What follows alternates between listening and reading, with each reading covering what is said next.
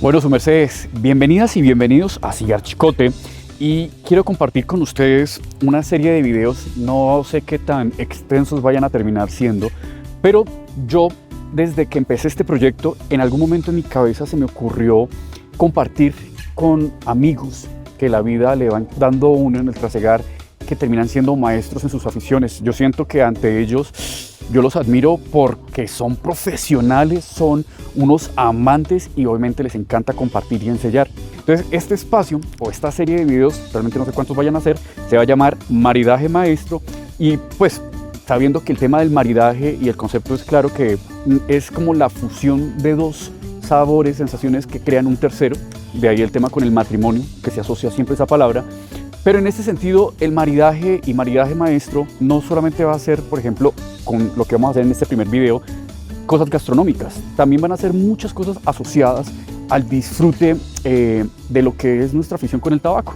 Entonces, la idea con estos tres primeros episodios, porque son tres amigos a los que ya muy amablemente me colaboraron en participar y contribuir en su conocimiento, porque la idea de este espacio es también aprender un poco más de esas otras aficiones y culturas y pasiones que acoplan y maridan perfectamente con el tabaco. Entonces, con gusto les presento y espero disfruten esta serie de videos que se llaman Maridaje Maestro.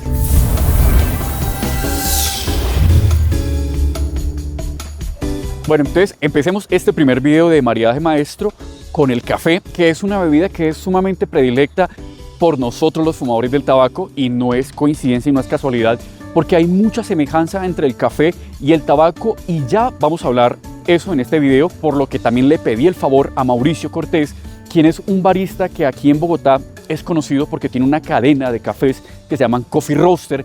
Y pues Mauricio, antes de ser barista, él es un músico egresado de la Fundación Gentil Montaña, que para más o menos el 2008 decidió como conformar un proyecto, un bar café, donde él pues hacía sus toques en vivo. Estaba más o menos ubicado por la zona de la Estación de Banderas, más o menos por la calle 19 aquí en Bogotá, cerca de los Cerros Orientales. Y digamos que ese deseo por profundizar más en el café llevó a Mauricio a decir, venga, yo quiero algo más especializado en esto. Estaba en su zona de confort allá, yo siempre lo he dicho, y algo que yo admiro mucho a Mauricio es como decir, dejamos todo y llegamos a este sector, que es donde estamos actualmente por Teusaquillo. Ustedes ven acá atrás la primera sede en la cual Mauricio fundó Coffee Roaster. Ustedes la ven pues con bastante movimiento, pero 2017, y yo recuerdo haber visto la inauguración y ese proceso, realmente era algo solo. Lo que era el flujo comercial era por la parte de galerías, y esas son de las cosas que yo digo, qué maestría de una persona por compartir una afición, de mantenerse firme en esa pasión y esa convicción, al punto que a un año después de tener abierto el Coffee Roaster, este primer punto, se generó y se conformó algo muy bonito que fue el Coffee Master también, que yo traduciría, y para mí Coffee Master fue como la celebración, la primera celebración aquí en Bogotá de las tiendas especialistas en café, que le copiaron a Mauricio ese deseo por promover, por brindar un café de autor a un precio muy asequible, y ha sido tan exitoso, fue tan exitoso, que incluso al 2024, incluso para este 2025, también se continúa celebrando. Incluso en la pandemia Mauricio también mantuvo el café, mantuvo a la gente. Entonces son de esas personas que uno de verdad se gana no solamente el respeto, y como lo decía yo al comienzo del video, también la fortuna de que pueda contar como un amigo, un maestro. Y pues con ese maestro es que vamos a conversar un poco entre las semejanzas y la afinidad que hay entre el tabaco y el café, y sobre todo para conocer el café, porque él siempre defiende una consigna que como colombianos nosotros deberíamos conocer lo básico, algunas cosas del café, porque nos asocian a nosotros siempre con el café, y terminamos convirtiéndonos nosotros prácticamente en embajadores de esa cultura. Entonces, sin más, ya pasamos entonces a darle la palabra a Mauricio para que nos hable un poco sobre, mucho sobre el café. Entonces, Mauricio, ¿cómo estás? Emma, gracias por la invitación, ¿cómo estás? Bien, mi hermano, muy contento, porque la idea de este espacio es que muchos de los fumadores y los que disfrutamos el tabaco conozcamos un poco más, por ejemplo, del café. Primero, lo primero, el café. Muchas personas dicen que hacer un grano, dicen que es una leguminosa, otros defienden que es un fruto. Hermano, ¿qué es el café para ti? No, quedémonos con quienes defienden que es un fruto. ¿Por qué? Básicamente, pues, es una planta, sale una cereza, que es una fruta, tiene un cuerpo, digámoslo, baboso y muy dulce, que se llama mucílago. Y después de eso ya viene pues todo el proceso, que es secar, trillar y pasar a una tostadora como esta para tenerlo pues listo para preparar en la mesa. pero realmente es una fruta. Y porque tiene también unas características básicas que hablamos del sabor, dulce, ácido y amargo. Entonces, Que esos son como los parámetros para uno realmente analizar la calidad de un producto del café, ¿verdad? sí, una taza de café se debe entender en los términos del dulce, el ácido y el amargo, no en el predominante y excesivo amargo que nos vendió, nos ofreció la industria por décadas. Pero bueno, Mauro, tú has botado mucha información y me gustaría empezar precisamente nuestra cultura, más que cafetera, del tomar café y del aprender a disfrutar café. Ha cambiado mucho en estas décadas, tú lo podrías decir muy bien. Me encantaría un Sí. poco, y siempre lo hemos hablado, lo que son las olas del café. ¿Tú me podrías decir, por ejemplo, aquí en Colombia, cómo ha sido en esas olas o esas etapas de la evolución de la industria y de los que disfrutamos del café? Sí, lo que pasa es que, digamos, hablemos a nivel mundial, existe algo que se llama la primera ola, la segunda ola, y vamos actualmente en el mundo en la tercera ola del café, de la preparación del café. No lo extendamos, pero vámonos a la tercera ola. Esa tercera ola habla de que hoy en día hay consumidores que saben lo que están tomando, que buscan sobre todo, y vamos a centrar de aquí en adelante nuestro tema en las experiencias, al igual que el tabaco. Y asimismo, quienes preparan, quienes cultivan, quienes tuestan, quienes están en toda la cadena, deben tener todo el proceso cuidadoso en términos de calidad para que podamos llevar a la experiencia, ¿sí? La tercera ola habla de que el barista no solamente es un preparador en máquina expreso, sino que conoce realmente de su materia prima, de la calidad del café, de quién lo tostó, o en muchas ocasiones el mismo barista es tostador, o el mismo lugar donde trabaja es tostador, compra los cafés de manera directa a los caficultores.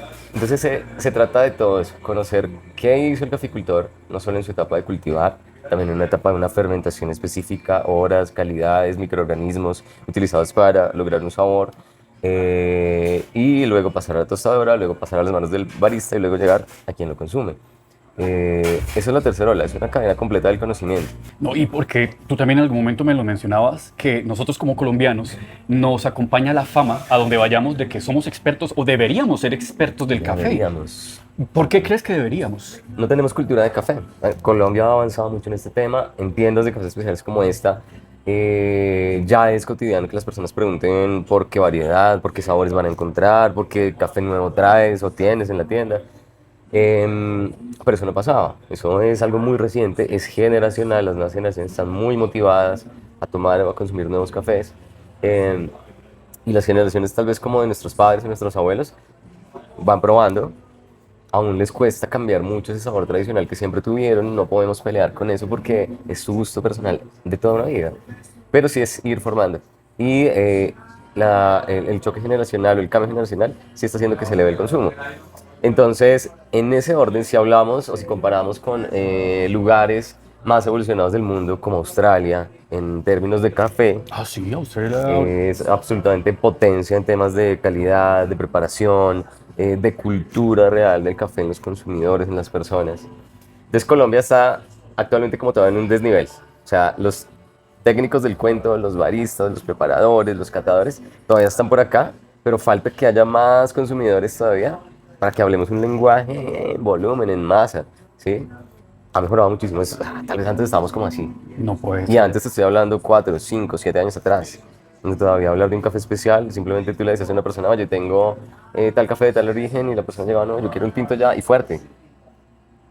Eso era así. Ahorita ya vamos por este lado, acercándonos mucho más, pero todavía falta que el consumidor esté más formado, más enterado y más emocionado con el cuento, para que se siga estallando toda la información. Entonces vamos muy bien, sin duda.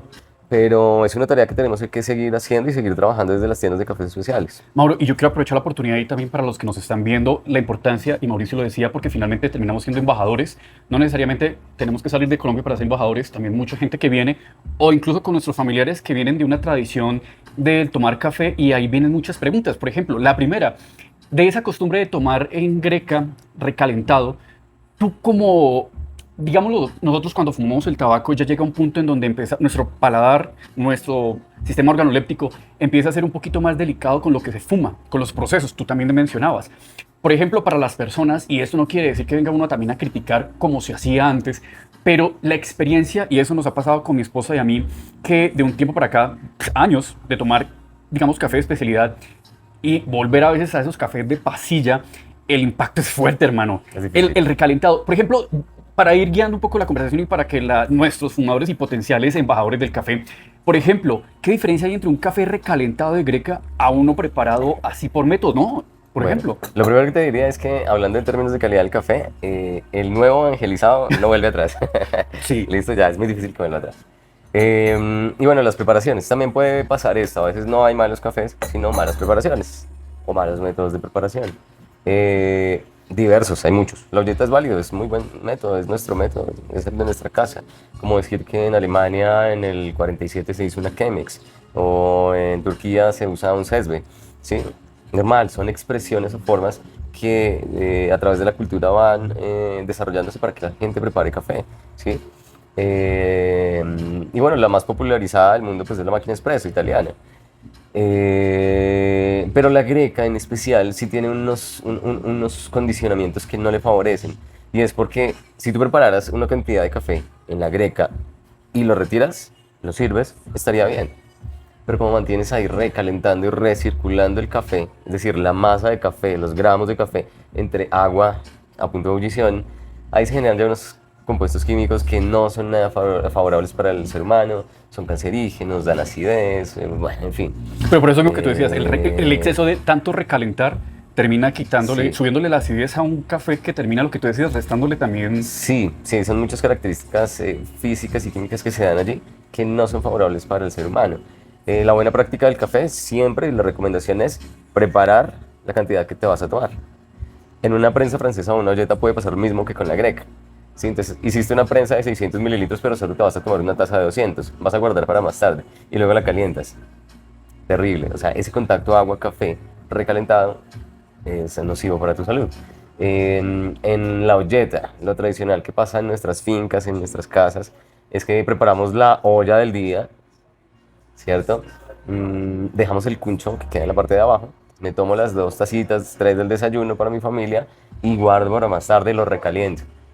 No, allí también tenemos inconvenientes. Lo primero es que hay un término que se llama la sobreextracción, que es extraerle al café más de lo que tiene para dar, de alguna manera. En términos de sabor, simplemente. O sea, ahí lo que vamos a encontrar son sabores amargos. ¿Sí? Pero digamos que eso se da es, por ejemplo, si yo tengo mi café, mi cuncho de café, y le sigo echando y le sigo echando agua, a eso sería sobre Si extracción. mantienes el agua ahí y la sigues recirculando Ok. o rehirviendo ahí. ¿Sí? En el caso de las Es grecas. sobreextracción. ¿Sí? El contacto del agua con el café no debería superar los 4 minutos, 3 minutos y medio a 4. En ese momento, si retiras el líquido, tiras el cuncho y te tomas las tazas que hay que tomar. Claro, yo quisiera empezar a abordar, vamos a ir empezando un poco más técnicos, porque la idea es que también los que disfrutamos del café con un buen tabaco, digamos que en nuestra afición también existe el tema de unos procesos en las hojas, también el tipo, si es cigarro o si es de pipa. En el café hablamos, por ejemplo, de diferentes variedades y también al momento del producto que uno encuentra como consumidor. Por ejemplo, uno encuentra que hay, digamos, grandes rasgos, grupos a nivel mundial. Arábico, robusto, ¿sí? Aquí en Colombia, el café que se produce, ¿de qué tipo es? Listo, entonces empecemos entendiendo. Hay 3 familias como tal genéticas, 3 grandes familias, que es la arábica, la robusta y la libérica, que no es tan popular. La arábica es la que producimos en Colombia al 100%. La robusta son cafés que se dan un poco más del nivel del mar, más o menos hasta 1200, 1300 metros. En Colombia arrancamos a cultivar más bien desde los 1300 hasta en algunos puntos hasta 2300 metros. ¿Sí? Las características es que, de diferencia, la robusta tiene sabores un poco más intensos, desarrolla un porcentaje más alto de cafeína, tiene más carácter, más amargo, Pero, por ejemplo, dentro de los criterios que tú decías, acidez, ¿cómo era? dulce ácido de amargo. Dulce, ácido, amargo, por ejemplo, en un robusto, Sí, lo vas a encontrar en un pero ¿qué robusta bien. predominaría más o no? El amargo, pero El amargo. lo que vas a encontrar es que allá atrás tenemos la rueda de sabores, basada en los arábicos. La rueda de sabores basada en los robustas tiene notas un poco más terrosas, maderosas, minerales. En los arábicos tenemos más frutales, especiados, dulces. Ahí las diferencias básicas. Ok. ¿Sí? Pero sobre todo, pues nuestra altura no es la idónea para cultivar robustas. Es más ¿sí? arábigas. Y pues también a través del trabajo que ha hecho la Federación de Cafeteros en Colombia por décadas, lo que se ha fomentado siempre es la siembra de arábicas. se pueden sembrar robustas y tal vez hoy en día por ahí en ciertos lugares lo están haciendo. Son de más fácil producción, son menos sensibles a las plagas, pero nuestra calidad de café colombiano y nuestra fama de café colombiano es por ser el café más suave y aromático del mundo. Claro. No lo podemos perder, por eso la federación lo cuida tanto. Otro tema que me gustaría también abordar para que también los consumidores y los que disfrutan del café comiencen a tener un poco más de conciencia del producto que llega a sus tazas es esa clasificación entre pasilla y digamos un café de especialidad. ¿Cuál es esa gran diferencia y en dónde podemos encontrar esos cafés de pasilla y cuáles son esos cafés de especialidad? Bueno, acá el rollo es, veámoslo más bien desde este enfoque. De una finca sale el cultivo. Luego organicémoslo en términos de negocio. La carga de café, que es la cotización diaria que escuchamos en los commodities. Entonces, primer commodity en el mundo, el petróleo. Segundo commodity en el mundo, en la bolsa de Nueva York, el café. Una carga de café son 125 kilos. ¿Listo? En pergamino, que es una cascarilla dorada que ahorita tal vez les puedo mostrar algo por acá.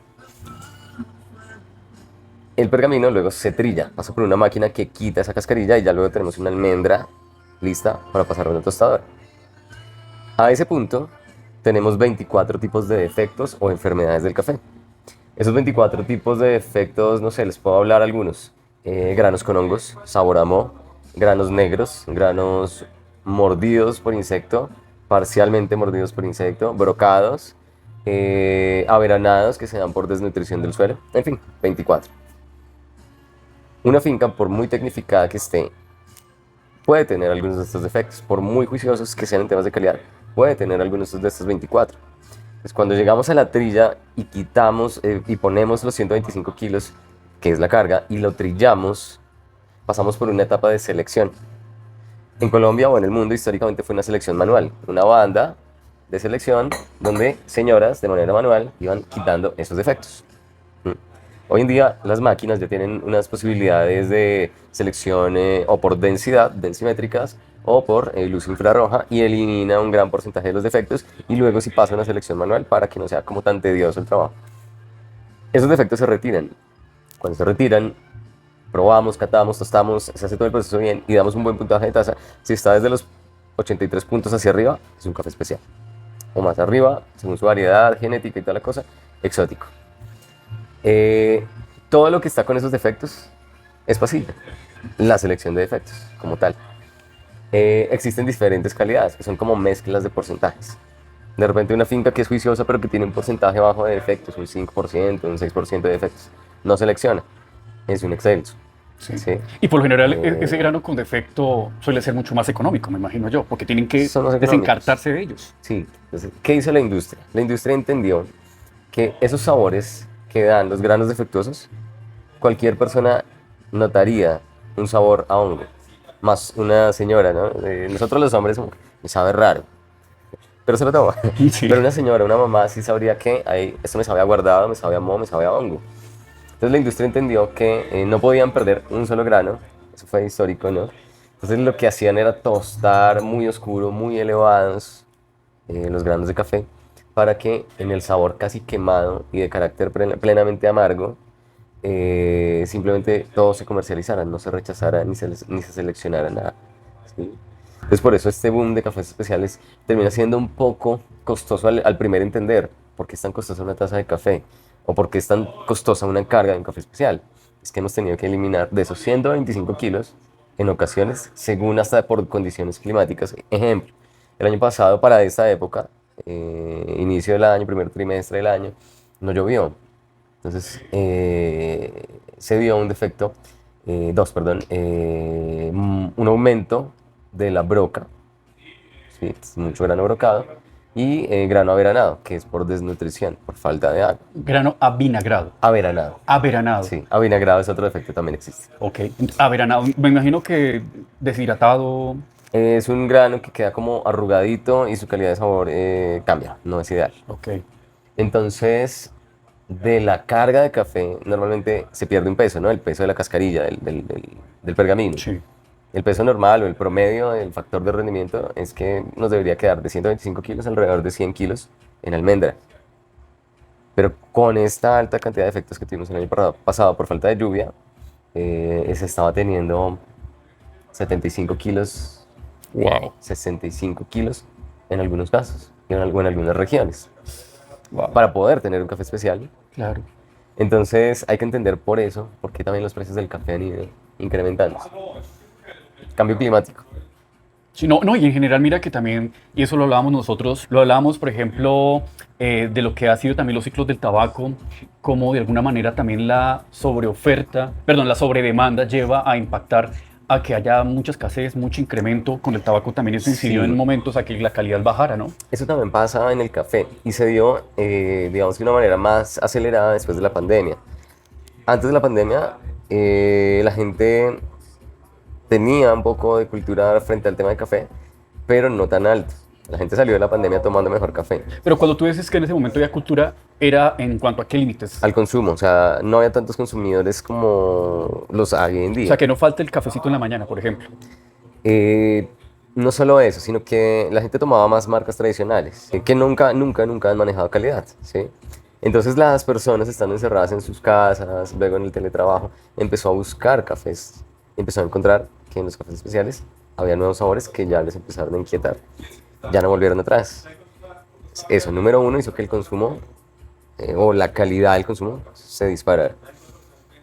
El mundo asiático y los países árabes, ellos también empezaron a consumir mucho más café de calidad. Entonces empezó a darse que la cantidad de consumidores históricamente era menor a la cantidad de producción. Ahora estamos al revés. Ahora es mayor la cantidad de consumidores y menor la cantidad de producción, sumándole el cambio climático. Claro. El segundo factor de por qué está tan alto los temas de precio del café. De un Si café es que de quieres especie. un café de calidad, de especialidad. Claro, y que ya lo mencionamos realmente en Sí. cuanto más que los defectos y cómo la industria del comercio buscan taparlos con el tostión, ¿cierto? Sí, con los tuestes, así Con los es. tuestes. ¿Tostión o tueste? Los dos. Los dos están bien, Sí. pero sí es importante también reconocer un poco la calidad de lo que implica realmente un grano que ha pasado un filtro de inspección de esos 24 o 26 defectos que mencionamos, ¿verdad? Ujú. Y Mauro, y yo quiero preguntarte algo, porque claro, hace 10, 15 años, cuando uno encontraba estos sitios de especialidad, de café de especialidad, por ejemplo, como es el caso de Bogotá Coffee Roaster, siempre se daba la opción de lo que eran, digamos, en los cafés de origen, la región donde se cultivaba, ¿sí? En esas épocas era muy determinante la región frente a las características organolépticas del café que uno consumía, ¿cierto? Hoy en día, en pleno 2025, esas regiones terminan teniendo injerencia en esa experiencia. De acuerdo a cada región, voy a encontrar estas propiedades en el café o ya eso ha cambiado. Yo, me voy a poner en debate con los catadores. Digamos que tengo muchos amigos y conocidos catadores, tal cual de empresas exportadoras, de la misma federación, y a veces para la cabeza de muchos de ellos es como, mira, el suelo del Tolima tiene esta característica, es panela y dulce. El café de Nariño es ácido y no sé qué. La verdad es que no es tan fácil determinarlo únicamente de esa manera, porque hay muchas variables. Se habla del suelo, ¿no? El terroir, ¿cierto? En los tabacos es lo mismo. Yo puedo tener una familia genética arábica, Sí. pero de esa familia genética se desprenden más de 120 varietales. Si hablemos como muy comunes en Colombia, variedad Colombia, Castillo, Caturra, típica y exóticos, Geisha, Borbones, Pacamaras, en fin. Pero eso ya no es específico a una región, sino ya todas las regiones cultivan esas varietales. Exacto. Entonces, yo puedo comprar una misma semilla de un Geisha, sembrarlo aquí en Cundinamarca a 1500 metros y puedo sembrarlo en Nariño a 2000 metros, a 1900 metros. Es la misma semilla, es la misma planta, pero se van a desarrollar diferente y van a dar perfiles de sabor un poco diferentes, ¿sí?